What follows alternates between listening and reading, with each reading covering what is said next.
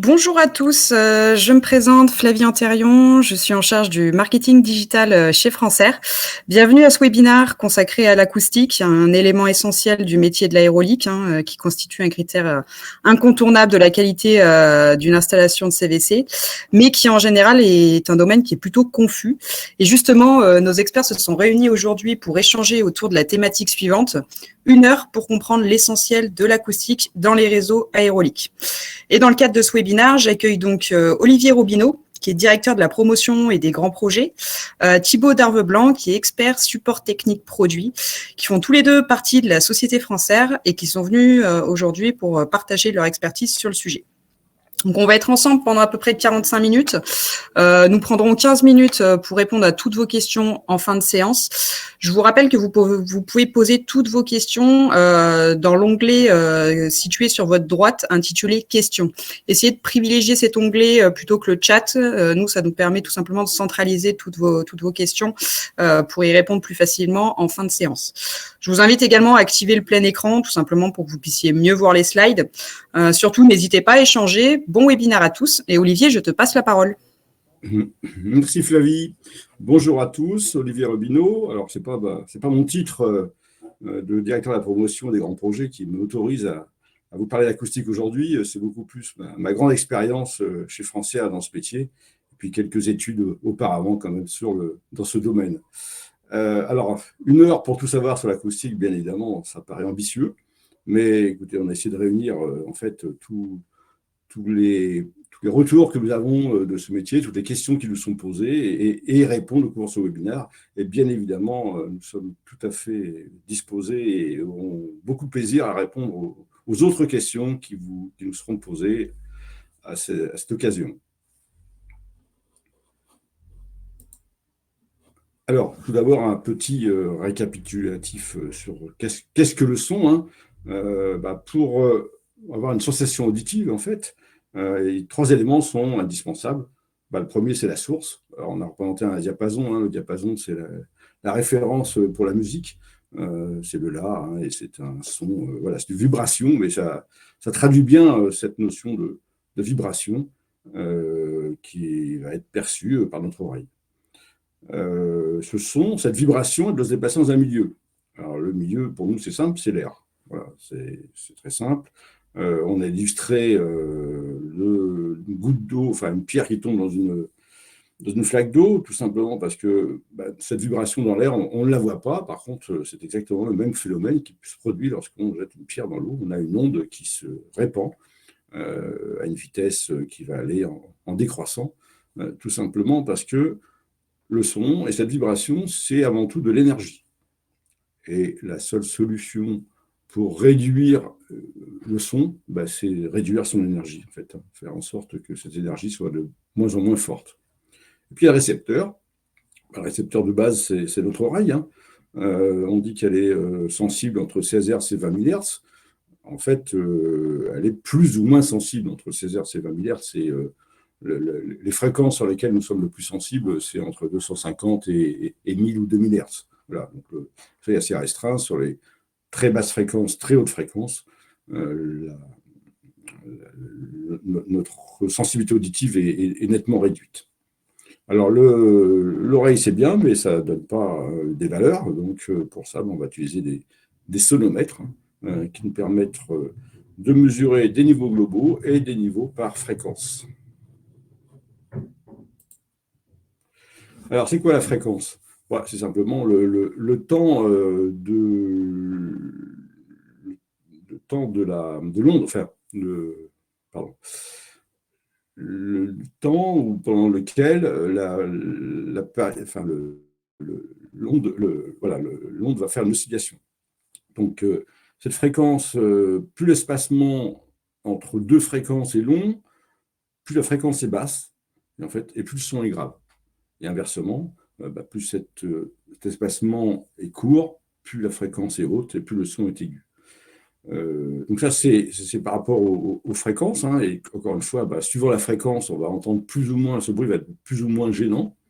Et puis il y a l'amplitude, l'amplitude de ces oscillations qui font que plus l'amplitude est grande et plus le son est fort.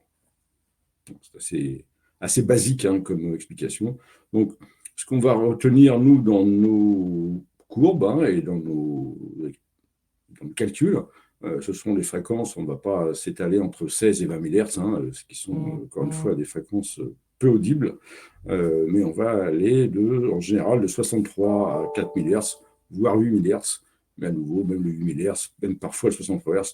Donc peu d'importance dans les problèmes rencontrés. Alors, on a cherché un petit peu la réglementation sur les sujets.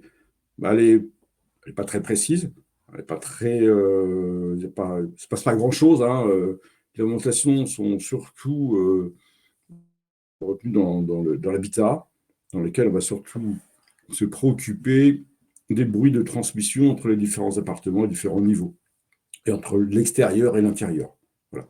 Mais dans le métier du tertiaire, finalement, j'ai regroupé à peu près tout ce qu'il y avait d'intéressant sur le sujet.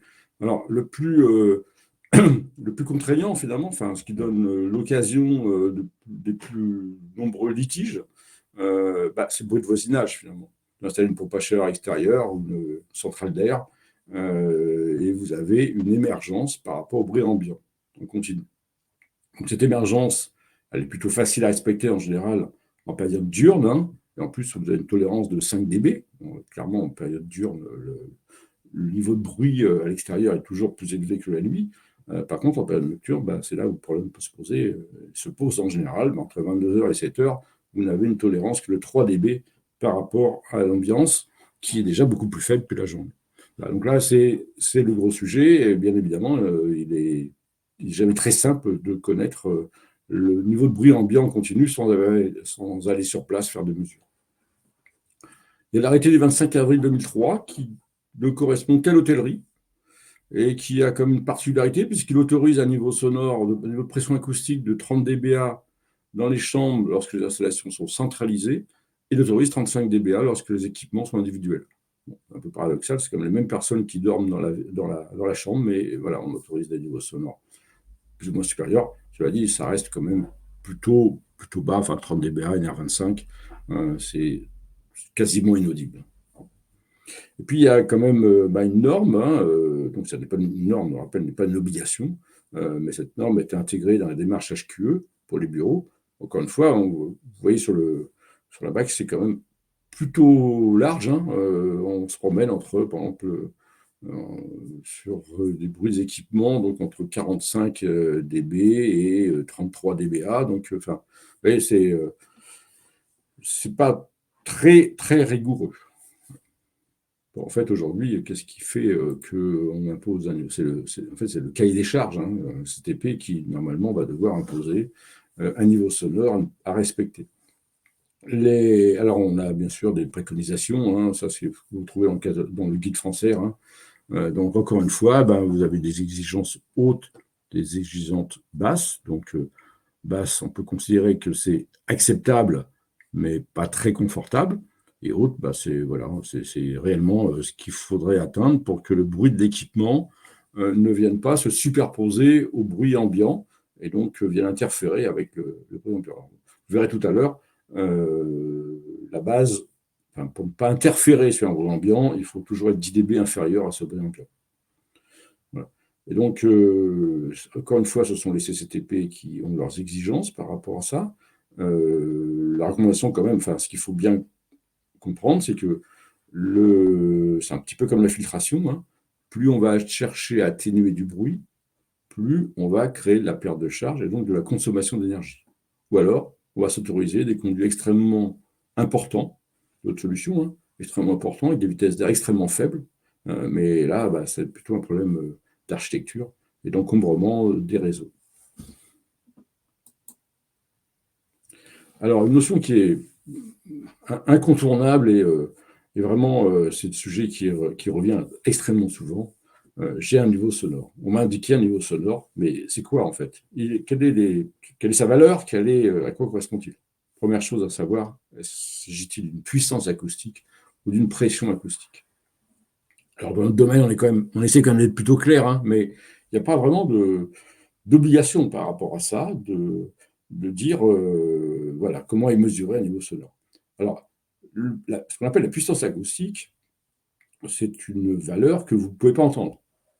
C'est une valeur qu'il faudrait pouvoir mettre son oreille dans la machine, vraiment collée au ventilateur, sans aucune autre atténuation autour. Donc, c'est bien la valeur de référence. Et cette valeur, elle va vous permettre de faire, ça va être la base de tout calcul d'acoustique. Donc, les calculs d'acoustique vont être faits par rapport à ces valeurs. On voit ici l'atténuation, ce qu'on appelle la pondération A, parce qu'on va parler en général en dBA. La pondération A qui correspond, alors on estime que le dBA, c'est ce qui correspond le mieux à l'oreille humaine. Bon, tout le monde n'a pas la même oreille humaine, mais bon, c'est une moyenne. Et dans cette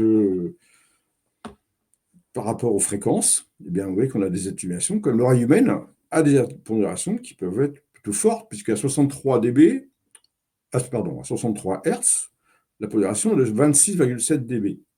C'est-à-dire qu'on entendra, par rapport à 1000 Hz où la pondération est de 0, on aura un filtre dans l'oreille qui va atténuer sur une basse fréquence comme 63 Hz, une 26,7 dB, ce qui est quand même très important. Puis voilà, après 16, 8,3 pour 250, 3,2, enfin voilà. Et une légère, très légère augmentation sur les fréquences de 2000 et 4000 Hz.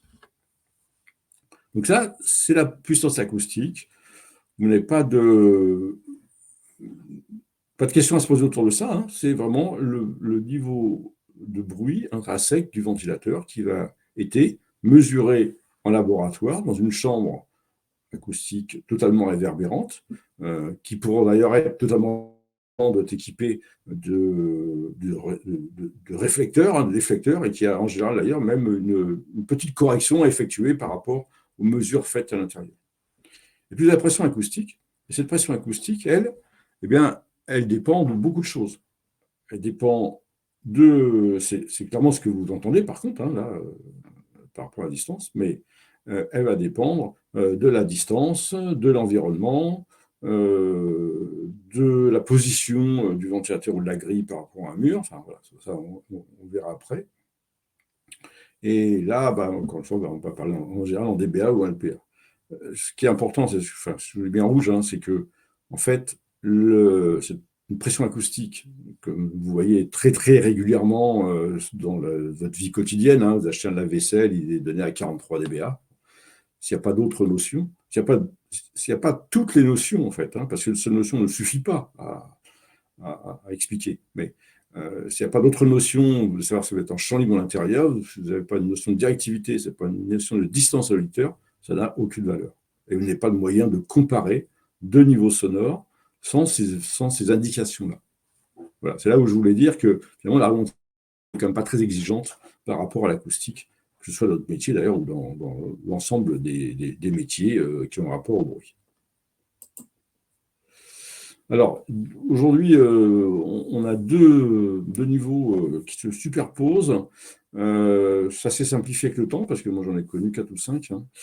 On avait avant les cours binaires, les cours Rodman C, on avait les dBA, les dBB, les dBc. Bon, tout ça, c'est quand même globalement disparu. Le NR subsiste parce que, en fait, le NR, c'est le Noise in Range, c'est l'unité américaine de référence, et que nos spectres acoustiques, enfin les produits de la ventilation sont quand même tous issus de ce qui s'est fait aux États-Unis. Et donc, on a gardé quelques traditions de mesure de niveau sonore, notamment. Et sinon, le dBA, alors on va souvent parler de NR en ce qui concerne des grilles et diffuseurs, et le dBA qui, lui, est plutôt de valeur qu'on va utiliser pour la pression acoustique ressentie par l'oreille humaine. Alors voilà, la différence, elle est quand même notoire. La bague du NR est un peu petit, je vais promener ma souris dessus. En fait, le NR correspond, un NR40 par exemple, correspond à exactement 40 dB à 1000 Hz.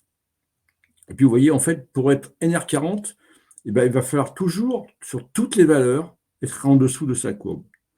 En fait, le NR interdit toute émergence sur une fréquence. Que ne fait pas le dBA? En fait, le dBA, c'est la somme des valeurs par bande de fréquence. C'est la somme logarithmique des valeurs par bande de fréquence, une fois qu'elles ont été pondérées à. Et par conséquent, vous pourriez avoir une émergence sur une fréquence. Bon, en général, elle va être corrigée, enfin, en général, vous allez vous y retrouver, mais disons que la sécurité autour de DBA, enfin, quand je dis la sécurité, c'est-à-dire que être réellement sûr d'une gêne acoustique par rapport à un DBA, elle est légèrement moins fiable que sur la courbe. Alors, s'il y a alors, vous voyez ici l'exemple de somme logarithmique, puis ça, on va y revenir parce que ça fait partie des calculs simples à effectuer. En fait, ben, voilà, dans ce cas-là, on a, vous voyez, on a des valeurs ici de 64, 63, 70. Alors, c'est ici les valeurs les plus gênantes. On va finir à 73 en ayant additionné logarithmiquement. Ce qu'il faut retenir, ben, c'est ce que en rouge, hein, globalement, c'est très proche. Un NR30, c'est égal à 35 dBA. C'est-à-dire qu'en fait, le dBA, c'est 5 dB de plus que le NR. De notre métier, hein, c'est par rapport aux ventilateurs et aux bouches. Ce n'est pas forcément le cas pour tous les instruments de musique, par exemple. Donc, ça permet de traduire très rapidement. Donc, le NR, encore une fois, bande de fréquence, niveau sonore par fréquence, en général utilisé pour tout ce qui est diffuseur. Et on parle là toujours de niveau de puissance chez Francaire. dBA plutôt au niveau de pression sur tout ce qui est ventilateur résultat final. Hein. On va pas imposer un niveau sonore ambiant en NR. Enfin, je ne l'ai jamais vu, en fait. Hein. On va l'imposer en dBA. Alors, autre paramètre indispensable à connaître, bah, on parle de quoi? On parle d'un bruit rayonné ou d'un bruit régénéré? Alors, la photo que je vous montre, elle n'est pas forcément la plus claire, puisque là, on va mélanger quand même du régénéré et du rayonné dans le même environnement. Il faut savoir que vous avez un ventilateur, donc il est raccordé amont et aval, hein, mais il a comme une sortie verticale, ce qui fait que finalement, le bruit que vous allez entendre à l'extérieur, il va être dû au rayonné plus au régénéré. Ce qui fait que finalement, c'est certainement, d'ailleurs on le voit ici dans ce cas-là, hein, le régénéré, il est, vous voyez ici, on va être au soufflage hein, du ventilateur. Donc si on prend la valeur de 1000 Hz, on va à 80 dB, c'est pareil à l'aspiration d'ailleurs, alors que le rayonné est à 58 dB. Donc, dans ce cas de photo là, en fait, votre bruit rayonné, c'est le bruit régénéré. Finalement, c'est le même. Hein. C'est celui qui doit être pris en compte. Par contre, dans un caisson normal qui n'aurait pas de rejet vertical, vous auriez effectivement, c'est le bruit rayonné qui est à prendre en compte, ou le bruit rayonné par la gaine, si le bruit de la gaine est plus important que le bruit transmis par le ventilateur. Ce qui peut être le cas lorsque vous avez un ventilateur isolé double pot, ça peut être la gaine d'entrée ou de sortie finalement qui a un rayonnement plus important. Donc, vous voyez, en général, quand même là, on est comme sur un cas d'un ventilateur double pot, mais vous voyez que le bruit rayonné est quand même très inférieur au bruit régénéré. Et on n'a pas vraiment de moyen de réduire le bruit rayonné, si ce n'est d'isoler complètement l'appareil. Et par contre, c'est bien sur le bruit régénéré qu'on va pouvoir faire des calculs d'acoustique et insérer les silencieux qui nous permettent d'atteindre l'objectif prévu au départ.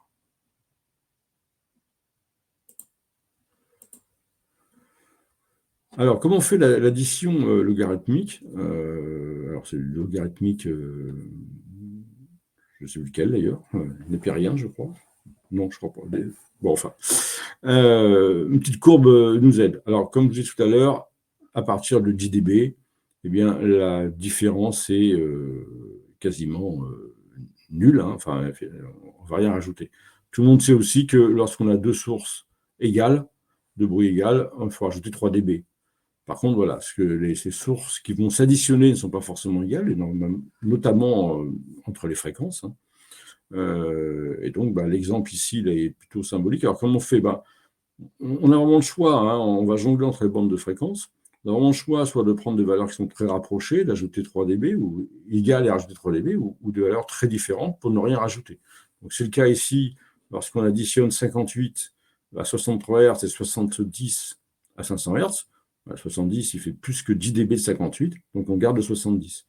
Ici, on a deux valeurs identiques, hein, 64, 64, et bien on va rajouter 3 dB, on arrive à 67, Ici, on a 63 à 62. Donc, on a un écart d'1 dB. Donc là, je vais sur ma courbe. 1 dB, ben, c'est 2,5 dB à rajouter.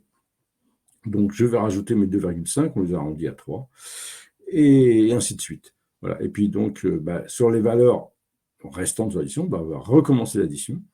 Et on va arriver ici à 70, 61.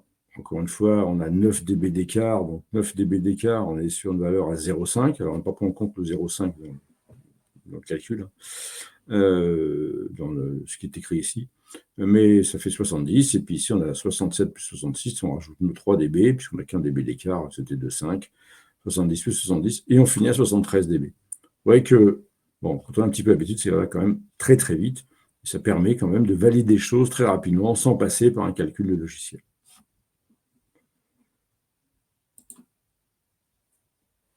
Alors, l'autre sujet, bien souvent, quelle est mon atténuation en champ libre? Alors, c'est là où c'est plus facile, parce que le champ libre, sauf que le champ libre, c'est un vrai champ libre. C'est-à-dire qu'un champ libre, il part d'une paroi, mais en face, il n'y a rien. Et c'est là un peu toute la difficulté quand même des calculs acoustiques sur l'extérieur. C'est que si vous avez une barre d'immeuble qui est située à 30 ou 40 mètres de votre sortie de bouche, de prise d'air neuf ou de rejet d'air neuf, rejet d'air vicié, pardon, vous risquez quand même une réverbération de ce mur. Donc voilà, c'est là où c'est. Mais si vous êtes vraiment en champ libre, l'atténuation est très importante et très rapidement. Ce qu'on peut se rappeler, qui est quand même le plus facile à se rappeler, c'est qu'à chaque fois que vous doublez la distance, vous pouvez enlever 6 dB. Donc on vous indique la valeur à 1 mètre. Et à 2 mètres, vous avez 6 dB de moins. À 4 mètres, vous avez à nouveau 6 dB de moins. À 8 mètres, encore 6 dB de moins. Donc le calcul peut se faire de tête très facilement. Et puis là, je vous ai mis quand même un petit abac qui permet de voir tout de suite ce qu'on va atténuer en fonction entre un niveau de puissance et un niveau de pression. Donc, mais on entend bien, en champ libre. Donc en fait, vous voyez qu'à 5 mètres de push, vous avez déjà atténué 25 dB de votre niveau sonore de référence. À 100 mètres, vous avez atténué 51 dB. Donc à 100 mètres, on est quasiment. Enfin, il faut un bruit vraiment extrêmement fort pour l'entendre au bout de 100 mètres.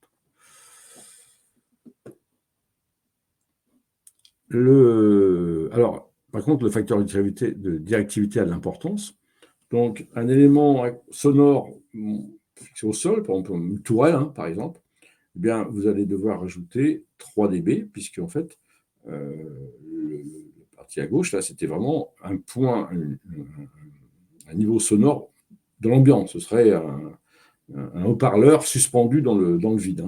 Donc, c'est quand même plus que rarement le cas. Donc, au minimum, vous avez une surface plane. Vous êtes sur une surface plane. Vous allez rajouter 3 dB. Vous êtes bien souvent, lorsqu'il s'agit d'une grille, sur la configuration de 2 surfaces à l'angle du sol et d'un mur. Donc là, vous allez devoir rajouter 6 dB. Et puis, lorsque vous êtes vraiment dans le coin d'un mur, il va falloir rajouter 9 dB. Voilà. Donc, encore une fois, on est sur des choses quand même très simples. Ça permet quand même de se dire tout de suite, très rapidement, là, je suis bon, là, je suis pas bon. Enfin, voilà, et je suis pas bon, je dois travailler sur des corrections. Alors, un peu plus compliqué, là, je vous demande un petit peu de concentration, c'est qu'est-ce qui se passe dans un local. Alors, pour être parfaitement précis et exact de ce qui se passe sur un local, il faut avoir le taux de réverbération du local, il faut savoir exactement de quoi il est composé, ce volume. Mais néanmoins, vous allez voir, il existe quand même des choses qui nous permettent de faire des estimations qui sont plutôt précises quand même. Voilà, donc j'ai un cas extrêmement courant là. Là, j'ai un diffuseur, il est positionné au plafond, il a un niveau sonore, donc encore une fois de puissance acoustique, de NR35. NR35, on va travailler sur les dBA, donc immédiatement je le traduis par mon plus 5 et j'ai un niveau de puissance de 40 dBA. Je vais faire un premier calcul comme si j'étais en champ libre. Donc en fait, j'ai une distance émetteur de 2 mètres, j'ai donc une correction directe de moins 17 dB, je suis en plafond, donc je suis sur une demi-sphère, je rajoute mes 3 dB. Et donc mon niveau résultant dans ma simulation de champ libre, c'est 26 dBA par rapport à un niveau de puissance de 40 dBA. Vous voyez que c'est déjà quand même une belle évaluation, mais je suis à l'intérieur, donc j'ai des coefficients correcteurs à apporter. Alors, je repars de mes 40 dBA. J'ai un volume, j'ai calculé le volume de mon local, il fait 125 mètres carrés dans mon exemple.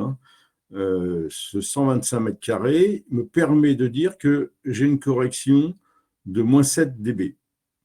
En fait, plus votre local est petit, plus l'atténuation due à la réverbération de ce local sera forte. Vous voyez, un local de 10 mètres cubes, vous allez devoir ajouter plus 4. C'est pire que ce que vous. Une correction positive, je dirais. Et inversement, vous êtes dans un local de 500 mètres cubes, vous allez pouvoir déduire immédiatement 13 dB. Donc, quand même, les facteurs de correction sont très importants. Donc, et puis, j'ai mon temps de réverbération. Alors, mon temps de réverbération, on a dit qu'on est dans un local moyen, hein. Et c'est là où c'est quand même un peu le plus difficile à définir dans le local moyen. Est-ce que je suis entre 1 seconde et 0,5 secondes, savoir est-ce que je vais corriger de 0 dB ou de moins 4 dB. C'est là où se situe l'imprécision de ce type de calcul. Bon, j'estimais que j'étais à 0,6. Je suis dans un moyen plutôt favorable. Disons que j'ai la moquette au sol. Voilà, je suis dans un bureau un peu traditionnel. Donc, je vais pouvoir apporter une correction de moins 3. Donc, moins 7, moins 3, j'enlève 10. Et mon LP, mon LP réverbérant, je dirais, sera de 30 dBA. Ce 30 dBA, je vais simplement le rajouter à mes 26 dBA que j'ai trouvé auparavant. Et quand je dis rajouter, c'est toujours rajouter de façon logarithmique. Donc, je reprends mon petit tabac, je vois que j'ai 4 dB d'écart, ça me fait rajouter 1 dB.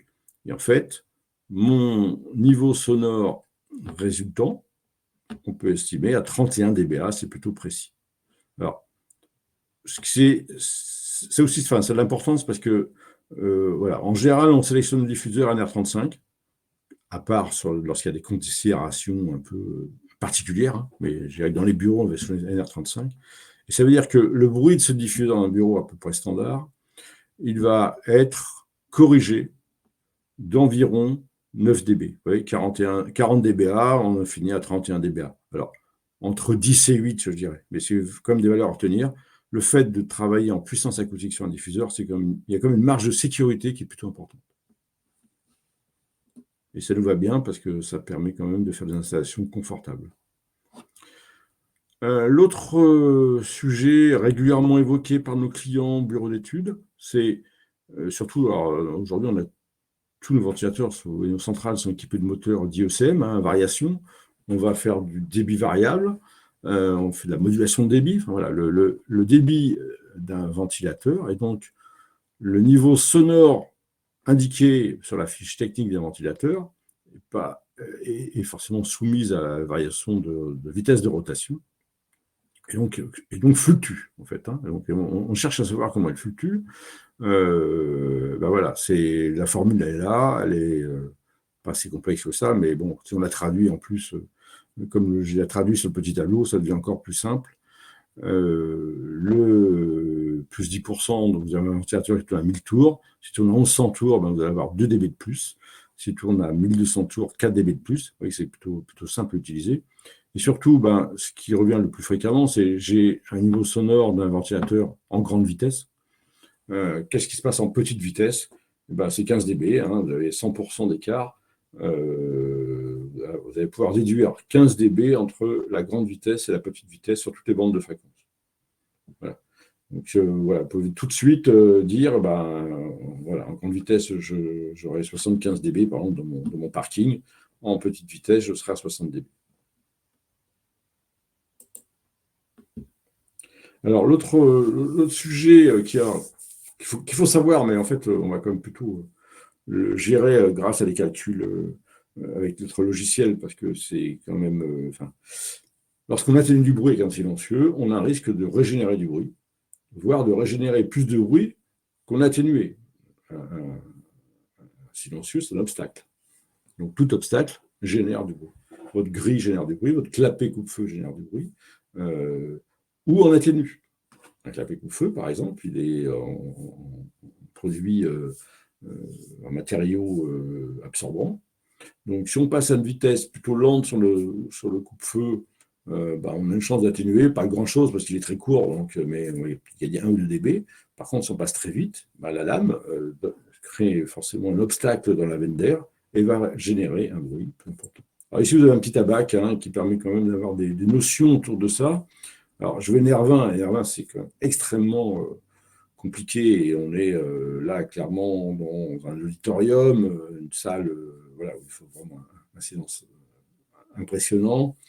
Là, on va devoir se limiter quand même à 1,5 mètres seconde au niveau d'un terminal. Et si j'ai 7 diamètres, au moins 7 diamètres entre ma gaine d'amont et mon terminal, entre mon obstacle et mon terminal, je vais pouvoir monter seulement à 1,8 mètres seconde. Si j'ai plus que 7 diamètres, je peux monter à 2,2 mètres seconde. Alors là, encore une fois, cas exceptionnel en auditorium, lorsqu'on est plutôt en NR35, le commun des bâtiments tertiaires, eh bien, on va devoir respecter quand même, vous voyez, les vitesses sont plutôt faibles, 2,5 mètres secondes dans l'obstacle, au soufflage, et jusqu'à 4 mètres lorsqu'on a plus de 7 fois le diamètre entre le silencieux, par exemple, et la bouche terminale. Voilà, bon, son valeur indicative, normalement, on passe par le logiciel pour effectuer le logiciel prend en compte le bruit régénéré et permet de pas déterminer des silencieux qui vont en créer plus. Alors, quelques exemples simples comme ça qui reviennent de façon plutôt récurrente dans nos échanges avec nos clients. Voilà, j'installe un ventilateur hélicoïde dans un parking. On m'a fixé comme limite 70 dBA. Qu'est-ce que je vais devoir mettre en place pour le respecter? Bien évidemment, le constructeur du ventilateur vous a fourni le spectre de puissance, encore une fois, du ventilateur en question.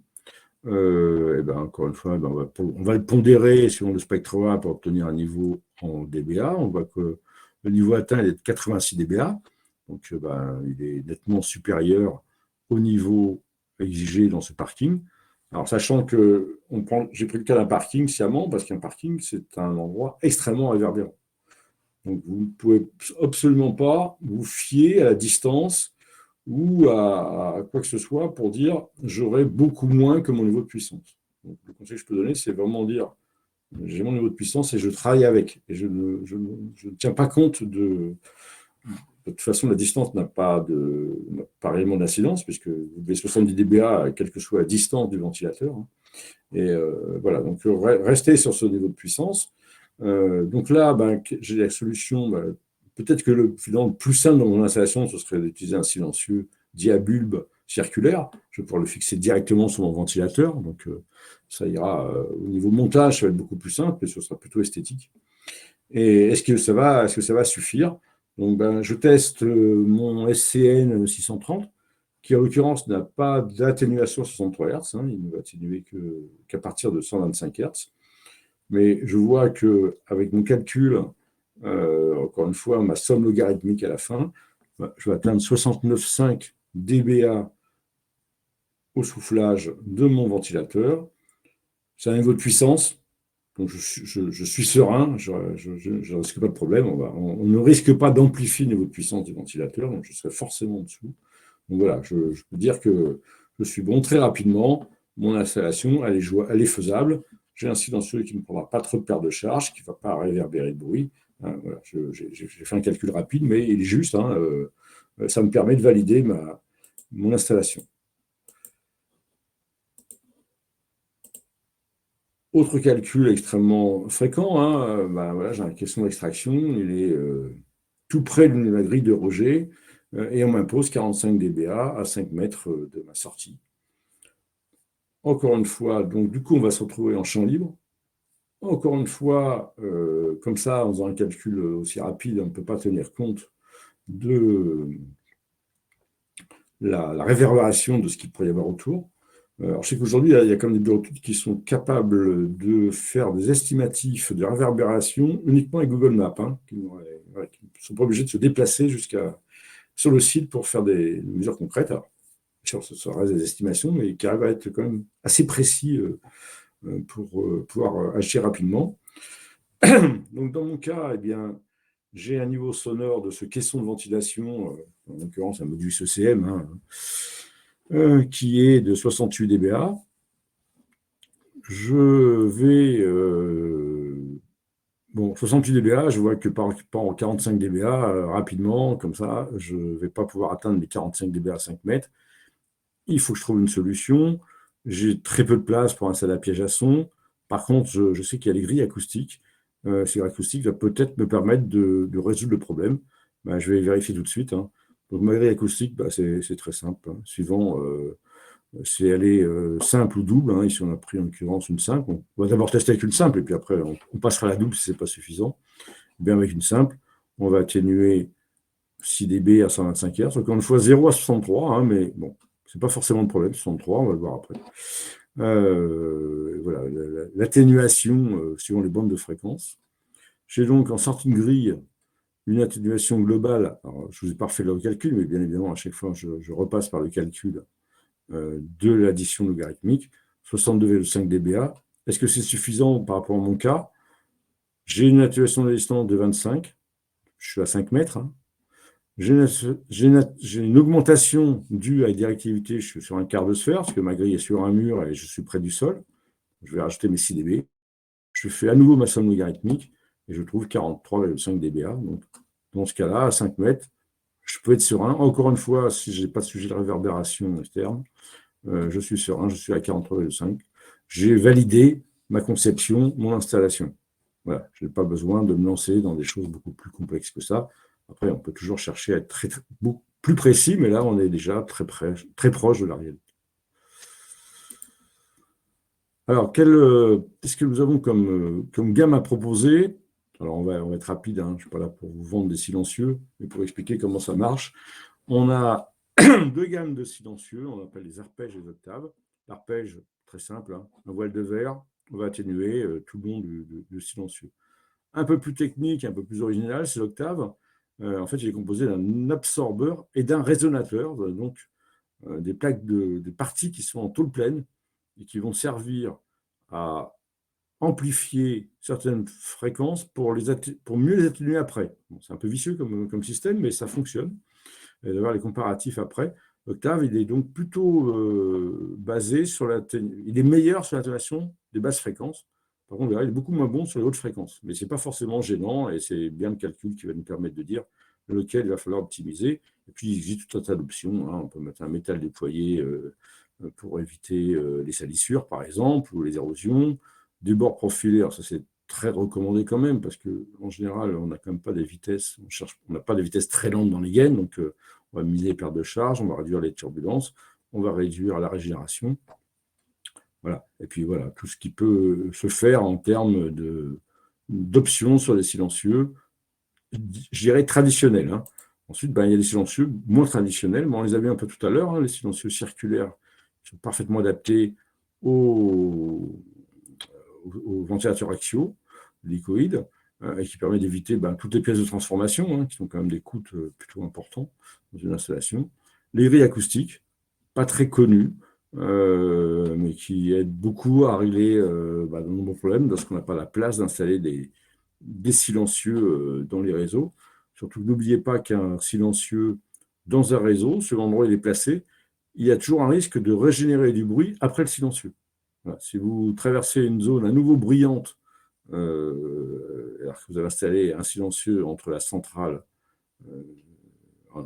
en aval de la centrale, vous retraversez une zone bruyante avant d'aller dehors, et vous avez récupéré du bruit, votre calcul n'est plus valable. Voilà. Un petit nouveau qui est le SC Compact, hein, qui a de très bonne atténuation, silencieux qui est adapté au circulaire. En fait, alors vous avez vu, il y a plusieurs silencieux circulaires, mais vous verrez dans le comparatif, le circulaire est quand même moins efficace que le rectangulaire avec des baffles. Là, vous avez un peu un mélange des deux, hein. un silencieux à entrée et sortie circulaire qui évite la perte de transformation, et dans lequel on va pouvoir avoir une atténuation qui est tout à fait correcte, hein, et qui permet d'avoir des produits quasiment de stock et immédiatement validés. Et puis les conduits d'ISC-VMC ne sont pas utilisables uniquement en VMC, hein. Pareil, c'est plutôt esthétique, c'est plutôt propre, hein, dans un réseau, hein, vous avez une centrale. Ça fait, voilà, c'est plutôt qualitatif. Après, l'atténuation acoustique est à la mesure du sujet. Donc, voilà, je vous montre un petit récap, hein, des atténuations acoustiques. Alors, je ne sais pas si vous voyez bien, en bleu, c'est l'arpège, hein, c'est donc le silencieux traditionnel avec les baffles traditionnels. Donc, j'ai fait un comparatif sur un débit de 3000 m3. Ici, on a utilisé une longueur de 1500. Vous voyez que l'atténuation est plutôt, enfin, est très correcte, hein, sur les bandes de fréquence quasiment par rapport à tous, excepté sur l'octave, hein. Donc l'octave, c'est le fameux silencieux résonateur absorbeur. Bah oui, il est quand même 4 dB de mieux sur 125 Hz, 4 dB de mieux sur 250 Hz, 5 dB de mieux pardon, non. Là, 500 Hz, voilà, il commence à baisser, hein. Donc il nous a permis, et vous voyez ici, il est très mauvais.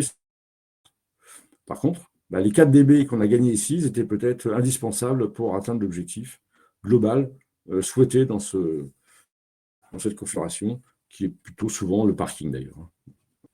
Donc, mais là, c'est plutôt le logiciel qui va nous guider, hein, dans le choix.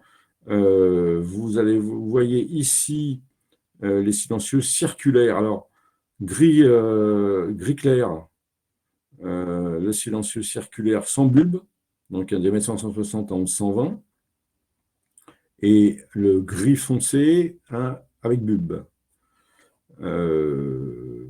Pardon, non. Le bleu foncé avec bulbe, celui qui donne 27 à 500 Hz. Voilà. Donc, vous voyez que la courbe, alors c'est toujours bien évidemment en faveur du silencieux avec bulbe.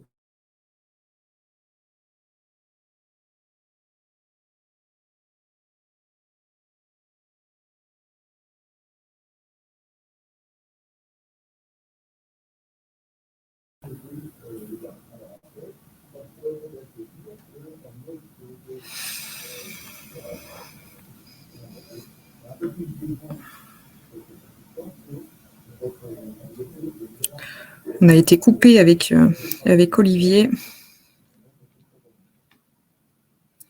On va essayer d'attendre quelques minutes, voir s'il arrive à se reconnecter.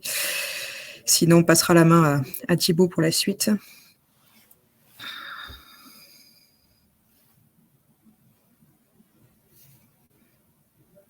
J'ai peut-être pas vu qu'il avait été déconnecté. Ah. Ouais. Je vois qu'il est sorti du webinaire. Bon, Thibaut, on va te passer la main, je pense, pour la présentation du logiciel de simulation, et puis ça laissera le temps à Olivier de revenir, et puis peut-être de clôturer ce webinaire avec un mot sur la fin. Merci Flavie, bonjour à tous. Alors dans cette partie, je vais vous présenter le logiciel RJDB, qui est un logiciel laissé à disposition des clients par Francaire, qui permet de faire des sélections de pièges à son. Donc, avant de vous présenter le logiciel en tant que tel, je vais rapidement vous montrer comment on le télécharge.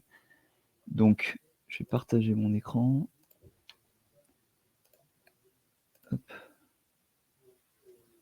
C'est parti. Donc là, vous voyez qu'on est sur l'Espace Pro. Donc, il faut être connecté, c'est très important, être connecté sur l'Espace Pro pour pouvoir le télécharger. Donc ici, on est sur la page d'accueil. Il suffit de se rendre tout en bas de cette page d'accueil sur le bandeau « Nos outils ». Cliquez sur « Tous les outils » et vous verrez dessous, vous pouvez télécharger tous les logiciels de Francaire, et notamment RJDB qui est ici. Voilà, il faut cliquer sur « Télécharger », c'est un logiciel qui est assez léger, donc vous n'aurez normalement pas de problème. Donc c'est assez rapide, et voilà, il ne faut pas oublier de se connecter pour pouvoir le télécharger. Hop.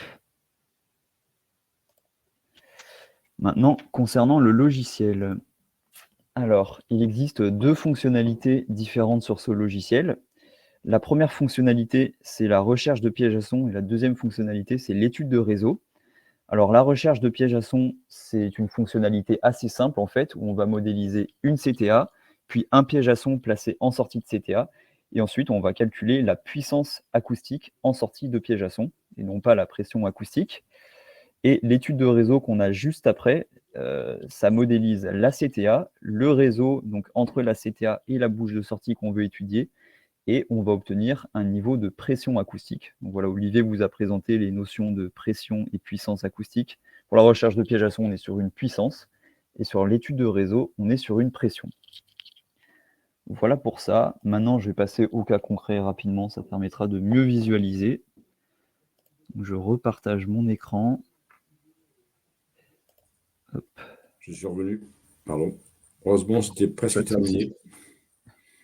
Peut-être qu'on pourra compléter après, mais alors je vais enchaîner sur la présentation du logiciel. Donc voilà, dans un premier temps, on va présenter la recherche de pièges à son. Donc ça se présente comme ça, c'est assez simple. Pour choisir en haut, il suffit de cliquer ici pour voilà, voir si on peut faire une étude de réseau ou une recherche de pièges à son. Donc, quand on choisit la recherche de pièges à son, on se retrouve dans ce cas-là.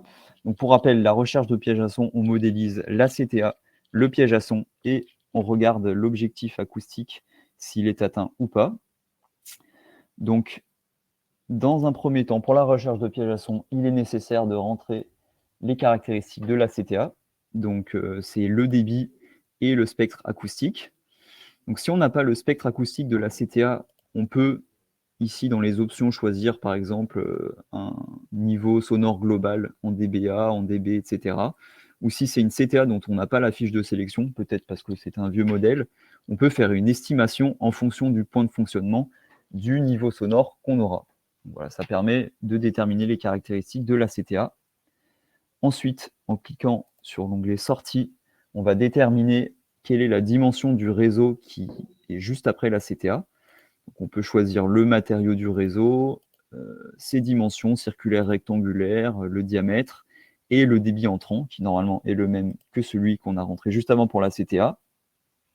Après ça, on va déterminer l'objectif acoustique. Donc ici, j'ai mis un objectif de 72 dBA, alors qu'avant, on a vu que le niveau global de la CTA était à 82 dBA. Et quand on a rentré tous ces paramètres, on peut passer à la sélection du piège à son. Il suffit de cliquer ici sur piège à son. Voilà, là, on fait la sélection.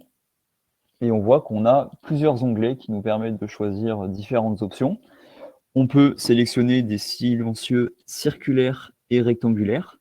Donc ici, pour rappel, on est sur un diamètre 355, donc si on veut choisir un silencieux circulaire, automatiquement, on clique ici. Voilà. On peut aussi sélectionner de manière manuelle le silencieux. Donc là, dans notre base de données, on a les silencieux français qui sont rentrés, mais on a la possibilité, comme je vais vous le montrer après, de rentrer les caractéristiques d'autres pièges à son, si on connaît ces caractéristiques. Si les résultats ne sont pas atteints, bon ici on voit voilà, la couleur est verte, ça veut dire que les résultats sont atteints, mais dans le cas où les résultats ne seraient pas atteints, on peut choisir des silencieux rectangulaires qui ont une meilleure atténuation. Donc les silencieux rectangulaires, on peut choisir leurs dimensions, donc soit les dimensions de la gaine, soit des dimensions optimisées. Pour la sélection, on peut limiter certains paramètres, donc notamment la vitesse interne, la perte de charge et la profondeur, si on a des problèmes d'encombrement. Et enfin, on peut choisir certaines options s'il y a des particularités. Bon, voilà, ces options-là, on ne les choisit pas souvent, mis à part relier. L'option qui peut être intéressante, c'est l'option bord profilé, qui permet en fait sur les baffles d'avoir un profil d'attaque en V, qui fait qu'il y aura moins de régénération acoustique due au meilleur aérodynamisme du passage de l'air sur les baffles. Donc voilà, le V fait que l'air traverse plus facilement et en créant moins de perte de charge dans le piège à son, et on aura donc moins de régénération et plus d'atténuation acoustique, tout en ayant moins de perte de charge. Donc ça, c'est pour la sélection d'un silencieux rectangulaire en automatique. On peut le faire aussi en manuel, en choisissant le type de baffle. Donc là, ce sont des baffles français, avec leur épaisseur. L'épaisseur est limitée donc, en fonction des dimensions du piège à son. On va rentrer la largeur, la hauteur et la profondeur. Et voilà, on voit qu'on a les mêmes options que celles qui étaient présentées précédemment. Il y a d'autres options d'ailleurs qu'on peut montrer. Voilà, par exemple, si je fais... zut. Je vais rentrer au hasard quelque chose. Voilà, pour du rectangulaire, on voit qu'en cliquant ici sur notre piège à son rectangulaire, on peut choisir des options de fabrication. Donc métal déployé si les vitesses sont assez élevées, métal déployé avec voile de protection, tissu de verre pour les salles propres, glissière, etc. Donc on a beaucoup de possibilités. Et voilà, dessus, on voit si les caractéristiques correspondent à ce qu'on attendait en termes d'objectifs. Voilà pour la recherche de piège à son, c'est très rapide si on a tous les éléments. Pour l'étude de réseau, c'est un petit peu plus long, mais ça reste quand même assez simple. En fait, la seule différence avec la recherche de piège à son, c'est qu'on va modéliser le réseau, comme on le voit dans les arborescences ici même. Et en objectif final, on aura donc une pression acoustique au lieu d'avoir une puissance acoustique. Donc, dans une étude de réseau, ce qu'il faut savoir, dans un premier temps, c'est la bouche que l'on va étudier. Je vais vous montrer un exemple assez parlant. Donc ici, Juste, Thibaut, je t'arrête juste une oui, seconde. Visiblement, les gens ne voient pas bien. Tu peux mettre en plein écran sur ton PC. en plein écran, Ouais, enfin, non, tu dis pas déjà, ouais. ouais.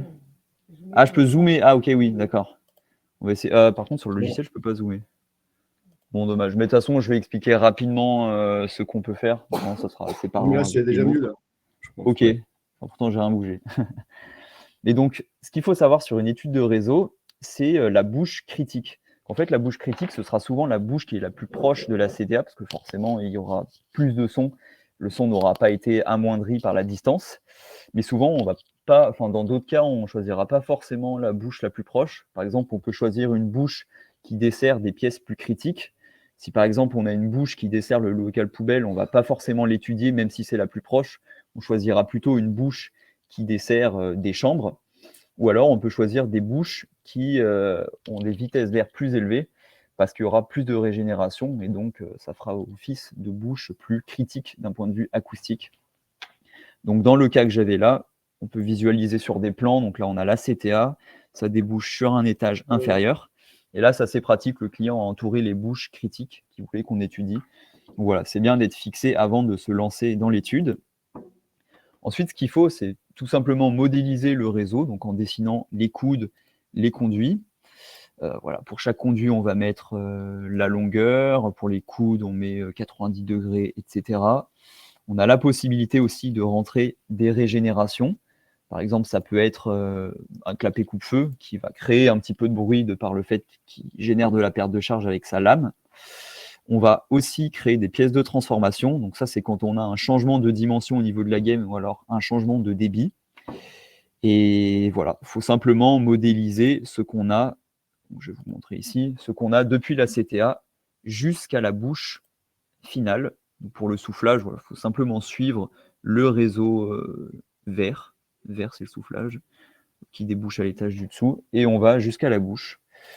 Donc voilà, avec des coudes, des conduits. On peut aussi d'ailleurs en option sur des conduits changer le matériau. Par exemple, mettre des conduits souples avec isolant.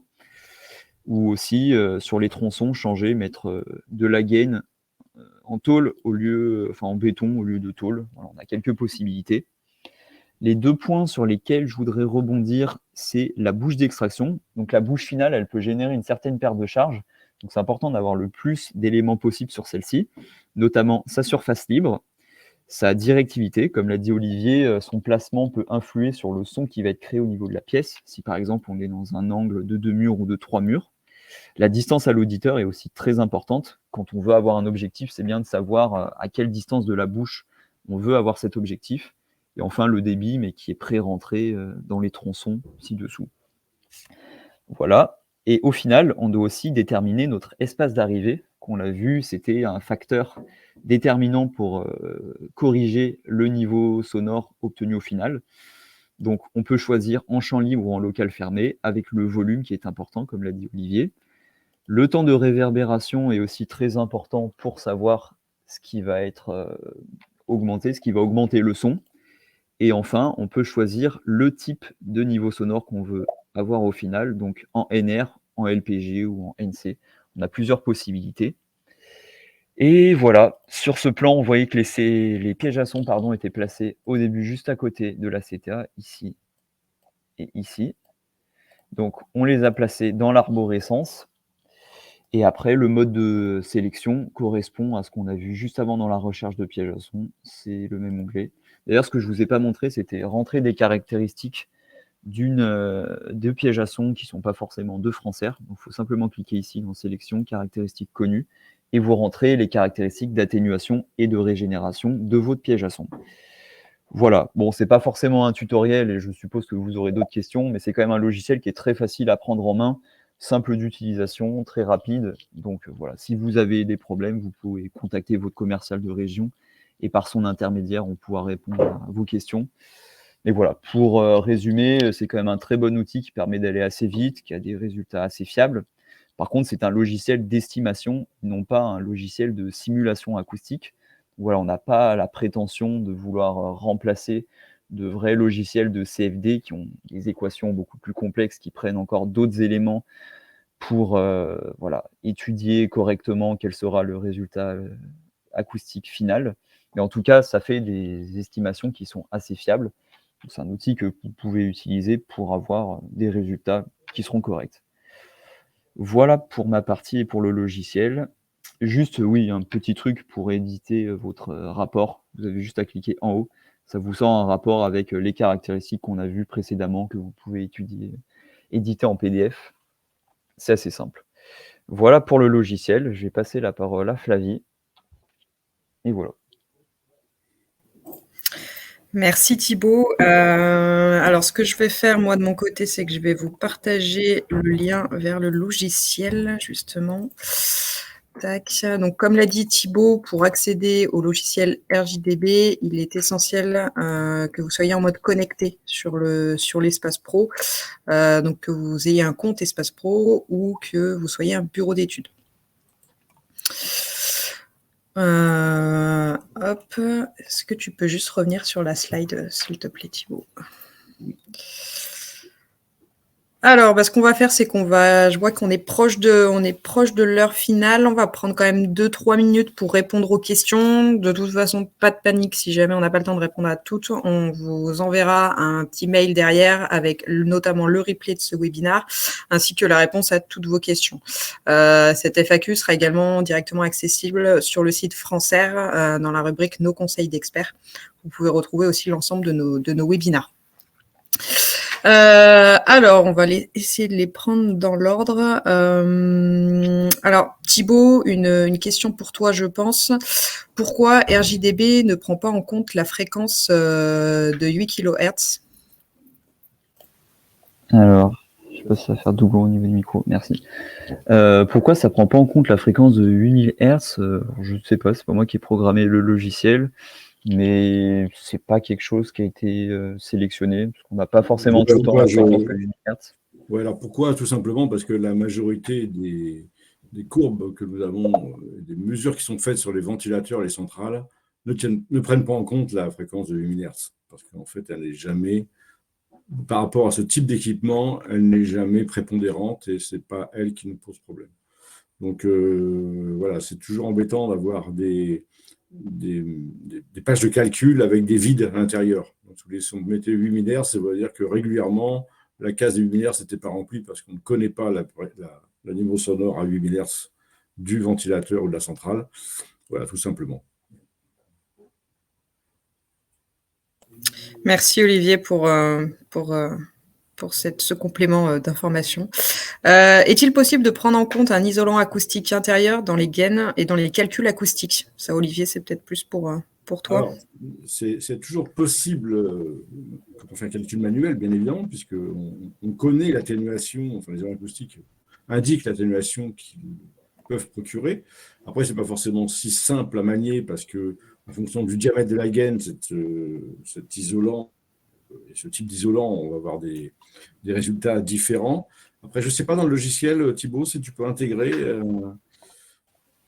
Oui, on peut. J'ai pas eu le temps de le montrer, mais on peut choisir le type de conduit. Ça peut être donc en gaine normale, mais aussi en isolant flexible, quel que soit l'endroit dans le réseau, donc c'est possible. D'accord, ok. Ben voilà. Merci Olivier. Une question de Sylvain sur le logiciel. Bon, on n'a pas vu la sélection du SC compact dans le logiciel. Après, j'imagine Thibaut que tu n'as pas tout montré non plus, mais est-ce que tu peux nous confirmer qu'il y est bien Non, le SC Compact n'est pas encore rentré dans le logiciel. Par contre, on a sur sa fiche technique les atténuations et les régénérations, ce qui nous permet de rentrer manuellement ces caractéristiques et donc d'avoir les résultats liés à ce logiciel. On espère que bientôt, ce sera rentré automatiquement dans le logiciel. Très bien. Quelle fréquence faut-il considérer pour prendre en compte une seconde paroi ou une troisième? Oula. Quelle fréquence? Je ne comprends pas bien la question. Je ne vois pas la question non plus, d'ailleurs. Thibaut, tu vois une... Non, mais j'ai vu qu'il avait changé, il a mis distance au lieu de fréquence. Ah, attends. Ah.